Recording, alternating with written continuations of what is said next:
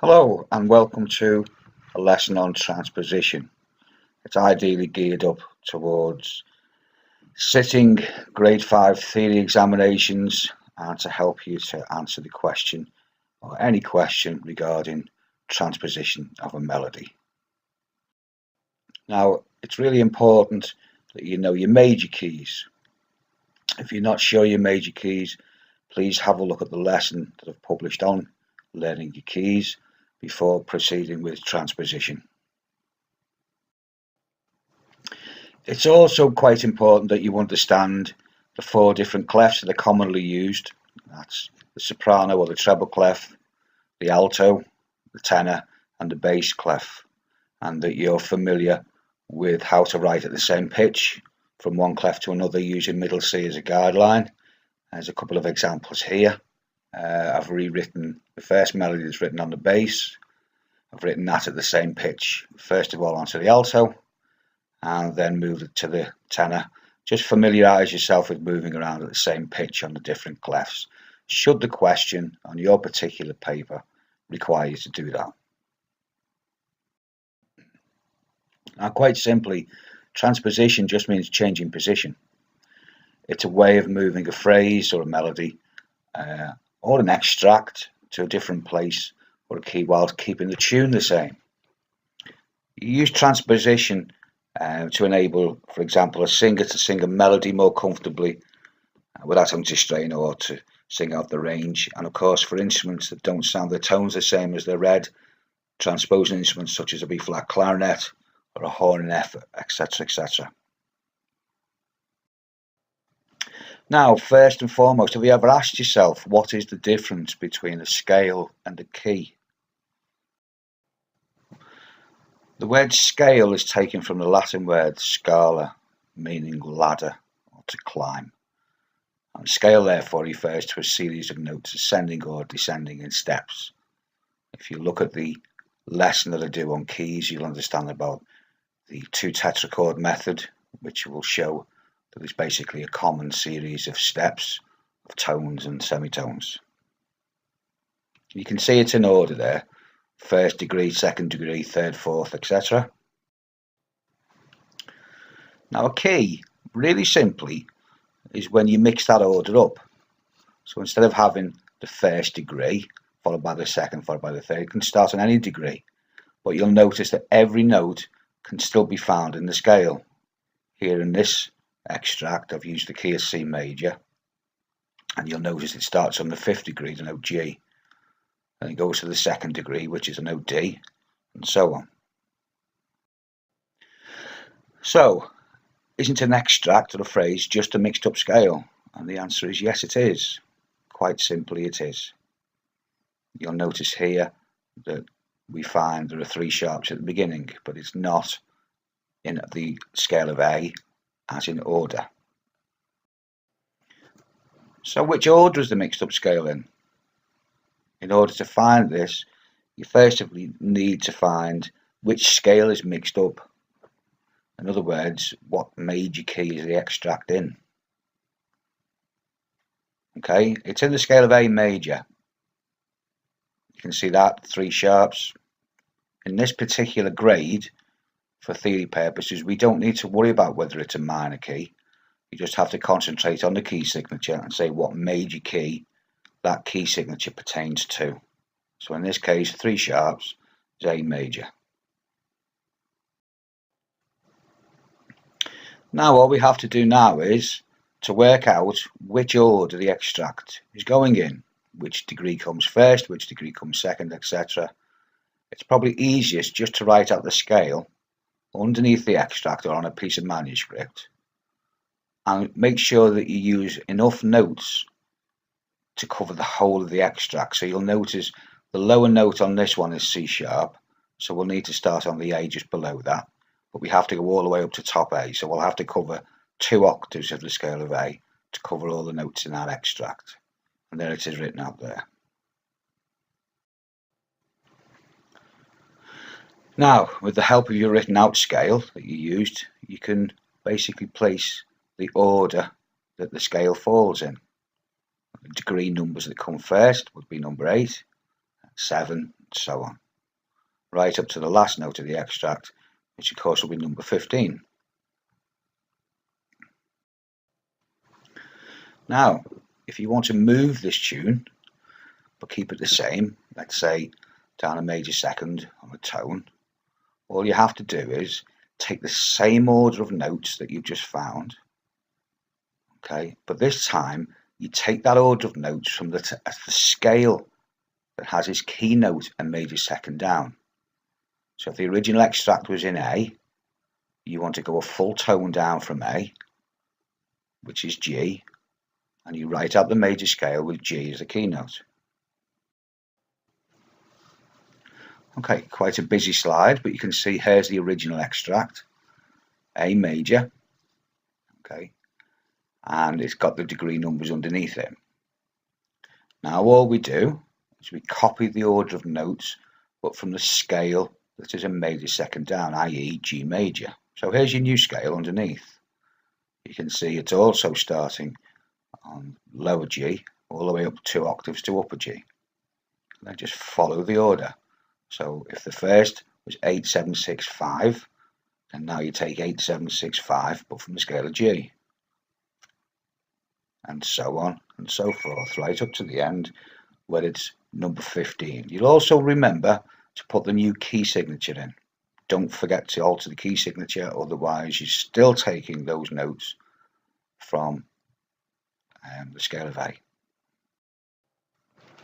Now, therefore, your original extract has now been transposed down a major second. There's your original. Degree number is 8765 from the scale of A. Then transposed down a major second, 8765, but this time from the scale of G. Now, if the extract contains some accidentals, don't worry. Okay, all you have to do is look at the actual accidental and see how it altered the original note from the scale, in other words, the diatonic note. Okay, so we look at number 1, and that's got a sharp in front of the B note. Of course, that's raised the ordinary B, the diatonic note of A, up by 1 semitone. Number 2, the natural sign in front of the C, well, the diatonic note should have been C sharp. It's actually lowered it by a semitone. Number 3, diatonic note has been put back to normal again after you just altered it. And number 4 has put the diatonic note back to normal again after you've altered that one earlier as well. Now, theoretically, really, there's no reason for that natural sign underneath number 4, but as it was from the extract, it's a little bit of a user-friendly reminder. Okay, so now if you look at your extract, you'll notice that we've labelled it 8765, 8, then 9R for raised, and so on. So when you take it from your new scale, which is a major second down, 8765, 8, and then 9 raised this time, okay, that becomes an A sharp. Now you'll also notice as we move along that extract, for example, the first of the next bar, in the original extract, it was a C with a natural sign in front of it. Whereas in the new extract, in G, it's got a flat sign. That's because that sign has lowered the diatonic note. So you don't just copy the accidentals. Now, don't be worried about using double sharps or double flats if necessary. Some people go, oh, I can't use a double sharp. Well, you can. Okay, if the original note has raised by 1 semitone, if you then go to a new key and you find, for example, in this one, we've actually looked it up a major third to B major from G. Okay, then the second raised, which would normally be C sharp, has to be raised by a semitone, which will give you C double sharp. So don't have any problems with using double sharps, or in other cases, double flats. Now, as I said earlier, you only have to think about major scales when assessing which mixed up scale you're using. If you consider that the extract had been a minor key, don't worry, just think of major all the time. The extract is an F sharp minor. However, for transposition purpose, we still consider it to be an A major. hence it's degree numbered as such. It'll actually work out the same. If in this first extract you consider it to be F sharp minor, okay, then therefore when you reach your final answer, it would also be in the relative major minor of the major key that we were originally dealing with. Okay. Always go by the key signature. Okay, even if it's got accidentals in it, always go by the key signature. This is C major. So C major with some accidentals. Now here's a typical question found in theory papers. Okay, the following melody is written for a horn in F major. Transpose it down a perfect fifth as it will sound at concert pitch. Do not use a key signature, but remember to put in all the necessary sharp, flat, or natural signs. And there's the extract at the bottom. So we need to break it down now.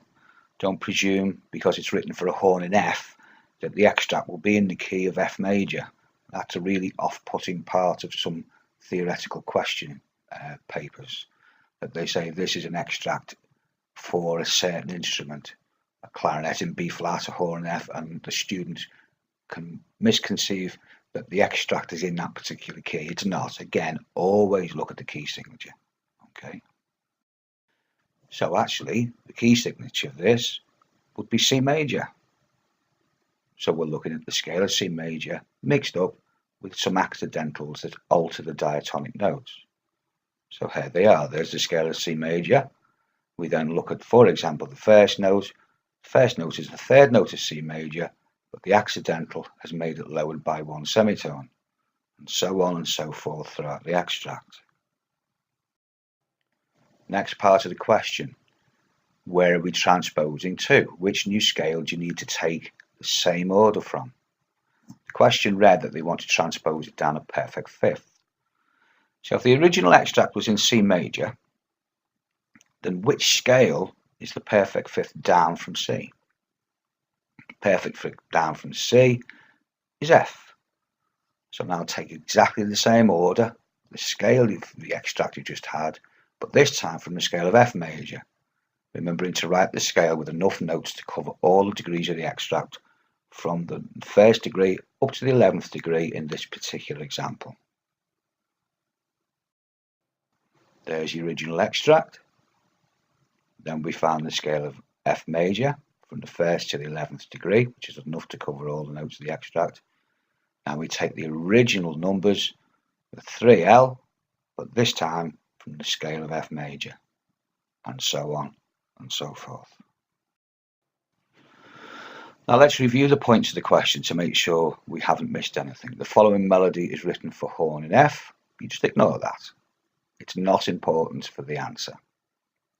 Transpose it down a perfect fifth as it will sound in concert pitch. Well, you've done that. You found it was a scale of F. You do not use a key signature, but remember to put all the necessary sharp, flat, or natural signs. Well, we haven't done that because we used the key signature when we were writing out the scale of F. Okay, so as this shows here, the answer at present contains a key signature. What you have to do is just a new found scale is F major written without the key signature, and then just do the same degrees again, making sure that you flatten your B's or alter them as necessary within that particular one. Now make sure if you are using accidentals like this particular case, for example in bar 2 of the answer, you'll notice the third note is a B natural. We don't need to put a natural sign in because there's no key signature to tell us to alter it otherwise. So here's the comparing the original with the transpose version. There's the original. Okay, so for example, the original 3L, the very first note, transposed down the perfect fifth will become 3L of the scale of F, and so on. Now as a cross check, you can take any note from the lower line to the same note on the upper line and see if it's a perfect fifth higher. So let's look at, for example, first beat of bar 3, and if you look between the F to the C, there's a perfect fifth. If the question asks you to write to a different clef, this is what I meant by the third slide, knowing that you can move from one clef to the other. You just follow everything we've been doing so far, and then as soon as you've finished, you transpose it or transfer it over to your new clef using middle C as a guideline.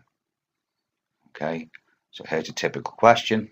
Following melody is written for horn in F, we ignore it. Transpose it down a perfect fifth. Okay. To the alto clef, there's a sound in concert pitch. Do not use a key signature, but remember to put all the necessary sharps, flats, and natural signs in. Okay, there's your final answer. There's what using the A below middle C in your fair and your treble clef. There it is, the A flat below middle C on using the alto clef. Thank you very much for watching. I hope it's been helpful. Please look out for any of the other lessons that I've also posted on YouTube.